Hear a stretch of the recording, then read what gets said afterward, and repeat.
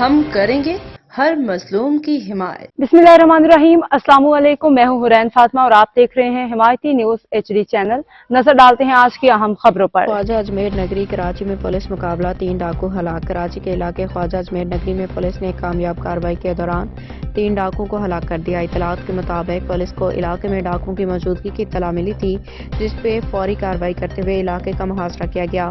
वाक़े की तफसील पुलिस हुक्काम के मुताबिक डाकू इलाके में लूटमार में मुलविस थे और पुलिस के पहुंचने पर फायरिंग शुरू कर दी। जवाबी कार्रवाई में तीनों डाकू शदीद जख्मी हो गए, जो मौका पर ही दम तोड़ गए।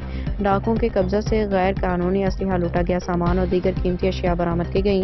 पुलिस का बयान। SSP के मुताबिक हलाक होने वाले डाकू मुतअद्दिद वारदातों में मतूब थे और इनके खिलाफ कई मुकदमात दर्ज थे। ये कार्रवाई शहर में अमन और अमान की बहाली के लिए पुलिस की कोशिशों का हिस्सा है। आवाम की राय। मुकामी पुलिस लोगों ने पुलिस की बरवक्त कार्रवाई को सराहा, लेकिन ये भी कहा कि शहर में जराइम की रोकथाम के लिए मज़ीद सख्त इक़दाम की ज़रूरत है। शबीर अब्दू की रिपोर्ट।